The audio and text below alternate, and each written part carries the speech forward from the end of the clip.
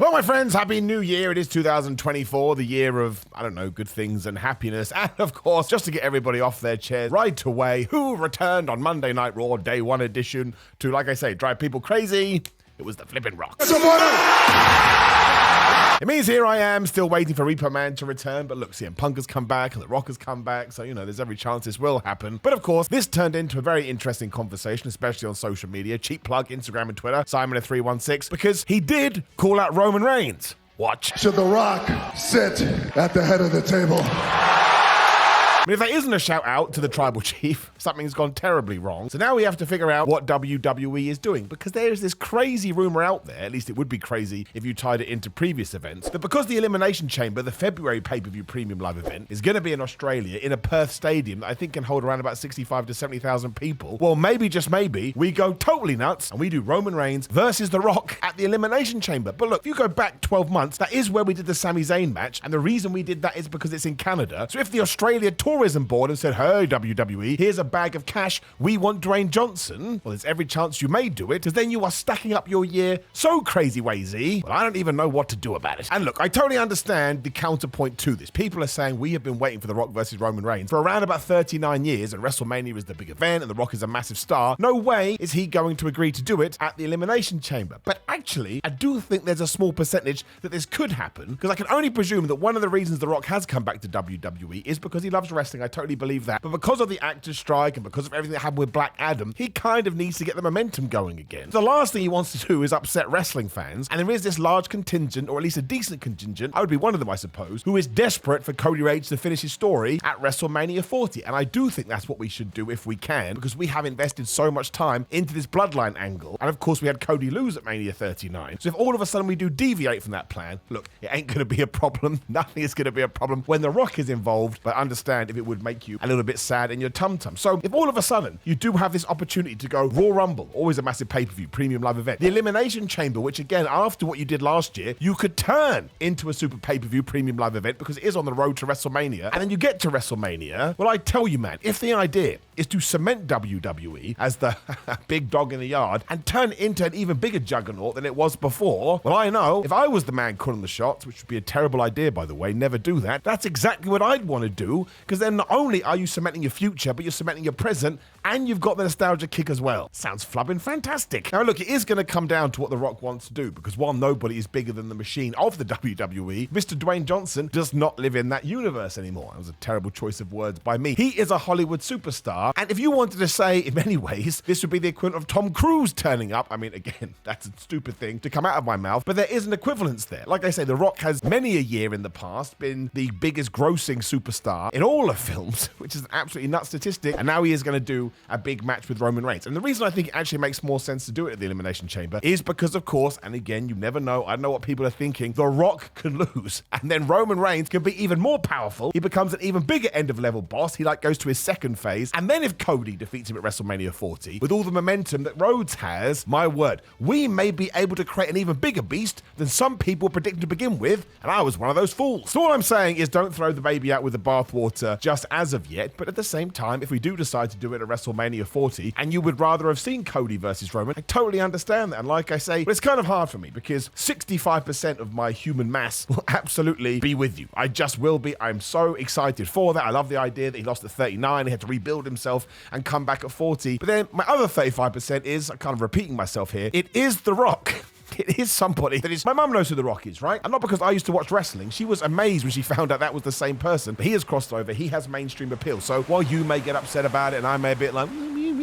ultimately, the wider population and the people that are going to spend even more money will be dead into this. So we do have to remember it. WWE isn't stupid. They've certainly proven that over the last couple of years. They have found this lightning in the bottle and they're not going to do anything to upset that. So maybe they think to themselves, well, we can do The Rock versus Roman at WrestleMania 40. Roman should win. I'm like 99% sure that he will, but you never know. And then maybe we can turn SummerSlam into the moment when Cody finally defeats him. And again, you can make that debate because if Roman Reigns has defeated The Rock at any point, point, even on a random Tuesday, in his bathroom, it is going to turn him into a bigger deal than he already is. Once again, the counterpoint is, does he really need to be a bigger deal at the moment? No, he's already at that level. But this is why it's such a combustible conversation, I suppose, because there are so many elements to it, and there's so many things you can say about it, and I'll try and pop in the comments, but sometimes I get a little bit feisty. I would imagine, I don't think it'll be 50-50, because I think the internet fan, as much as I hate that term, but I do understand what people are getting at, I'm probably going to be more on the side of Cody Rhodes. If you're more of a casual fan, another term I hate, so why am I using it? I'm a bad person. You're probably just going to be going nuts that The Rock is back, because people have wanted to see this match for ages, and I said it too.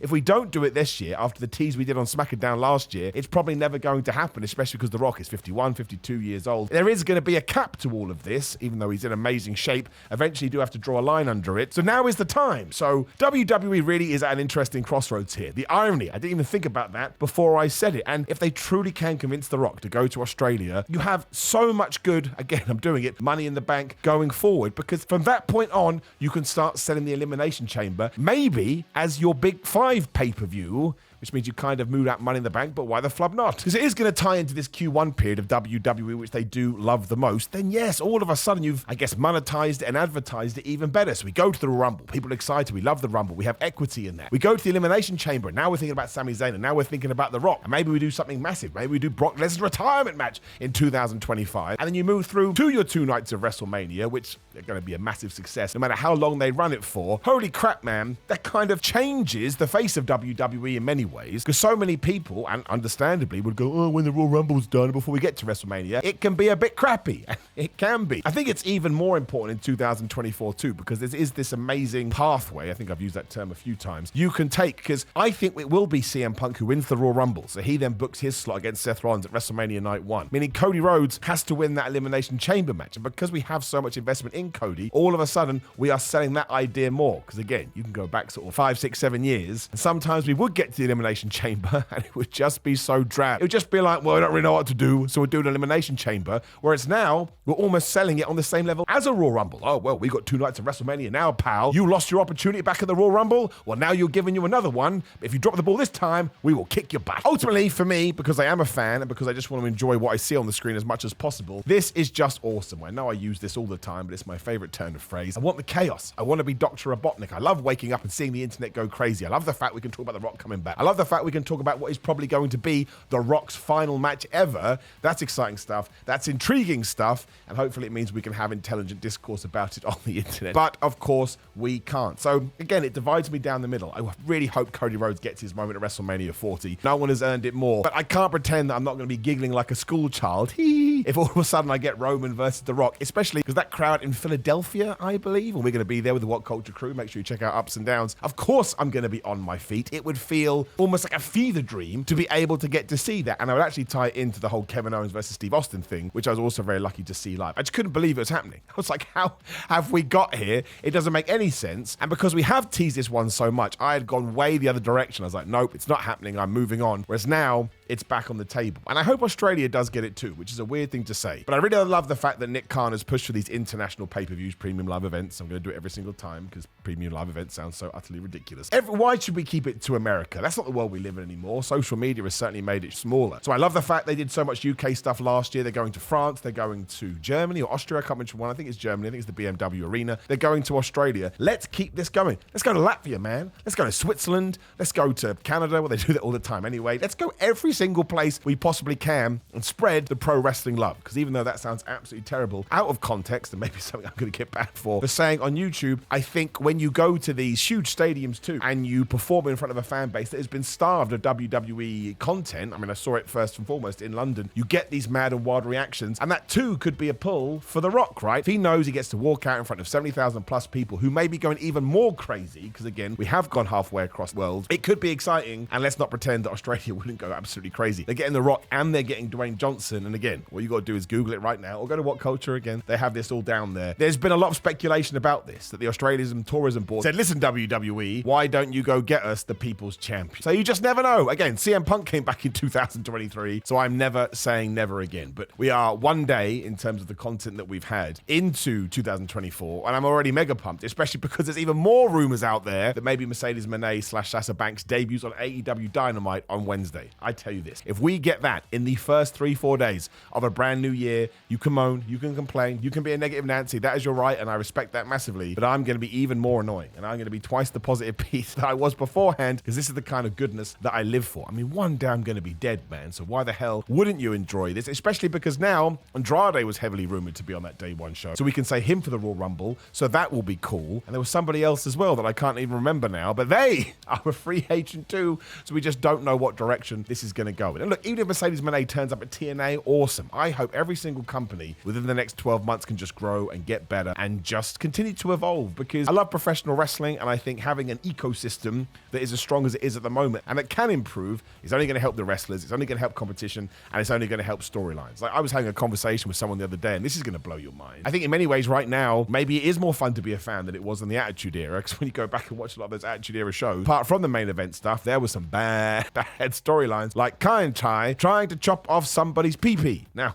you may be laughing at the camera because maybe you don't remember that, but again, it's out there. You can Google it, and then you'll be sad. I also just like the protocols that we're putting into place, because obviously on that Raw too, Giovanni Vinci suffered what seemed to be a knockout blow, maybe a concussion, and we stopped the match. I like this for twofold, because one, I think wrestlers' health have to come first and foremost, and we need to move away from this idea that, oh, you must finish the match. I mean, I massively respect the people that do that, but it's not good for them. But two, it actually makes sense. Like, it totally does. You can watch any other fight in the world, and if somebody gets KO'd, the match finishes, so why wouldn't it happen in wrestling when you can actually control the parameters? And just speaking about that day one show as a whole, I thought it was tremendous. I thought it was super duper fun. I thought that Drew McIntyre Seth Rollins match was amazing. Don't know what we do with Drew now. It's going to be really interesting. And of course, Damian Priest tried to cash in his Money in the Bank. R-Truth is just my favorite person ever. Ivy Nye came and brought it, and her and Rhea Ripley had a great match. And I love the fact that Nia Jax beat Becky Lynch, because we came flying out the gates with that. We had a big hype video. I was so convinced that Becky was going to win. Then when we got the swerve and when it was clean, I'm a sucker for clean finishes, I was like, man, that's totally cool. I don't mind it sometimes when we have a winner and a loser,